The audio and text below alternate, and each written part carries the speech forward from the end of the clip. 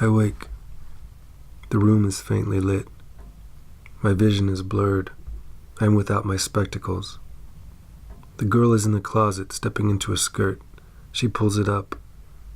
I see her form, but not her face. The face is blank, but I can tell that she is looking at me. She seems unsurprised that I have woken. It is she who has awakened me. The house is old and the floorboards are noisy. Now she says to me, "I'm super late, so I'm gonna drive, okay?" I grunt to communicate in the affirmative, then close my eyes. I lie, listening to her dress. My body is sore. What happened last night? I remember staying up late, working. What was I working on? I try to remember. There was a man and a woman. They were in black and white. Yes, I was watching an old film, searching for clues. I had surreptitiously downloaded the film from the teleframe.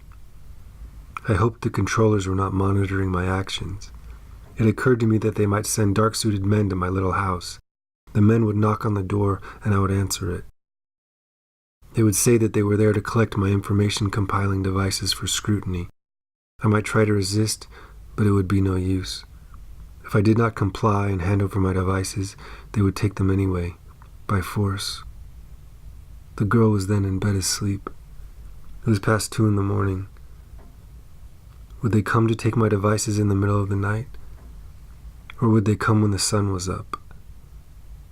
On the devices were copies of the codex. But there was one more copy, a backup, housed on an information stick called Pee-wee. He was hidden away. But would they find him? It would depend on how thoroughly they ransacked the house. I decided that if they should come, I would comply. Make no waves. That way they may think I am giving them every copy of the codex. And then what?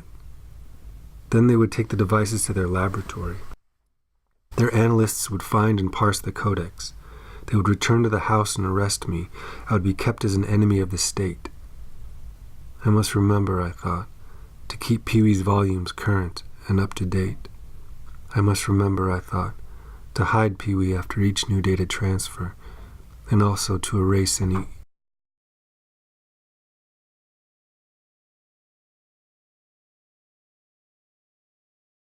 Now the girl is in the bathroom.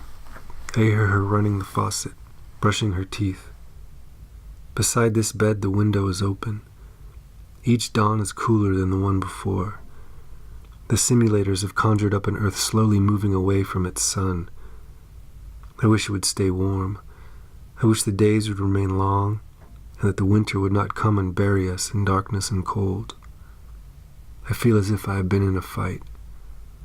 My body is sore, and my hands are raw. But there was no fight, at least no fight with men. I have not fought with my fists in a long time. No, my body is sore because I have been scraping the paint off of this blasted house. The house is small, yes, but it never seems larger than when I am scraping paint off of it. The house is of good construction, built 80 years in the past, right after the first big war.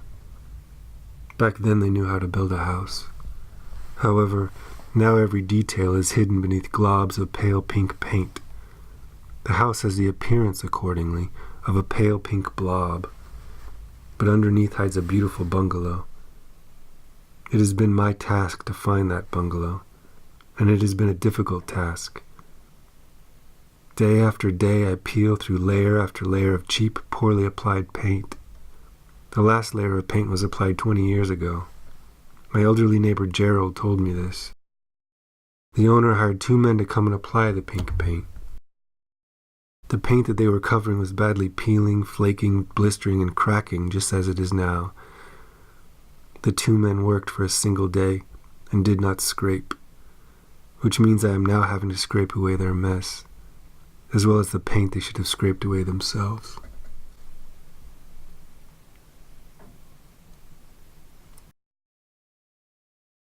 I am vexed at being reminded of the paint. I have been scraping for 3 months. When I finish scraping, then the house will need to be washed, then primed, then finally painted. I have a long way to go until I am finished. It has taken me away from my work. It has wasted much of my time. But the man from the insurance company threatened to cancel our coverage if we did not replace the paint.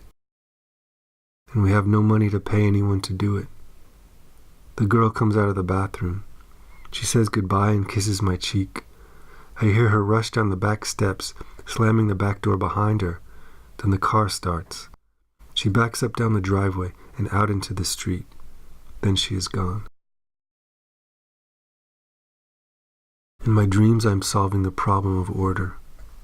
I have much information compiled and it is up to me to order it. It is a problem which consumes me. There is an endless number of potential orderings, but only one correct way. It is my job to find the correct order. The outcome depends on the order. It is also my job to compile.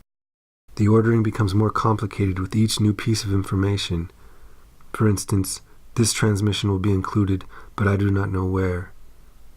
Information is reactive. Once linked to the codex, this information will form ideas.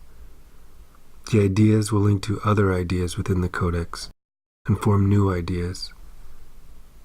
These ideas will form further ideas. Eventually, the ideas will become energy. Energy is power, and it is power that will move the machine. The machine will remove the girl and myself from the world of the simulators. It will place us together in a world that is finally real. At least, this is the current plot. I do not hold on to plots for long, for they constantly change as we move in a forward direction. Yet, there is one ultimate end to the story, and I am trying to find my way there. I cannot simply arrive. I must journey there. And by journeying, I must act. And by acting, my journey grows longer. For with each act comes connections, which must be worked through, then cut off. I am going the long way around. I am living these plots, for that is the only way I know how. I will not write the end. Projection is dangerous. If I project the end, I may find myself trapped in an alternate end created by my own mind. Then we would end in failure, in an unreal world, apart and alone. A world like this one, where poor men toil in darkness, applying layer upon layer of thick pink paint, and then poorly applying more. Then I will have to start the process of scraping it all off, all over again.